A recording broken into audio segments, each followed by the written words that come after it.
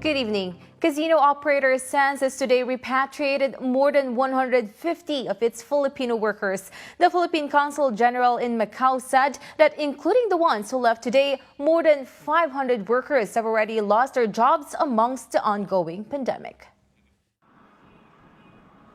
One of Macau's biggest employers, SANS, had let go of more than 150 of its employees from the Philippines as the pandemic continues to take a toll on the industry.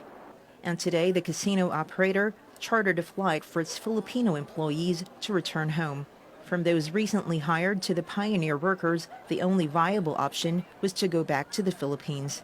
But they say they also don't know what to expect amid an ever-growing number of COVID-19 cases in the country and economic uncertainties. Of course, I was sad, and I just worked for 2 years and I plan to work for 5 years, but then this pandemic happens and there's nothing we can do but to accept. I don't want to go home because Philippines is very risky right now. Macau is safer, you know. If they only allowed us to stay longer, then we would stay here, but then and to go home rather than be stuck here for months and months jobless. To be honest, it's hard. It's hard because as of now, in our hometown also we have the cases, right?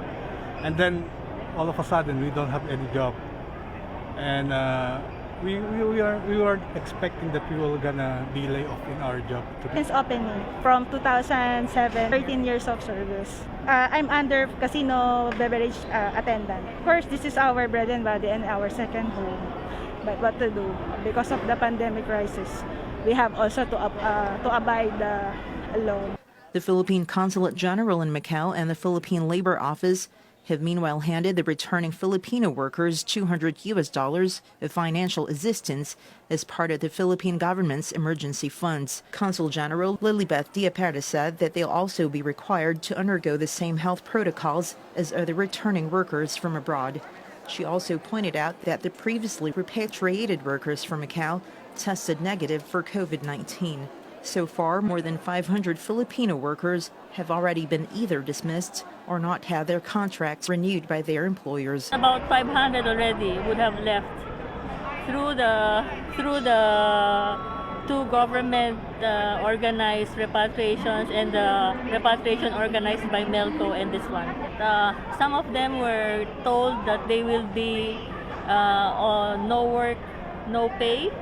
I mean, live without pay or no work, no pay.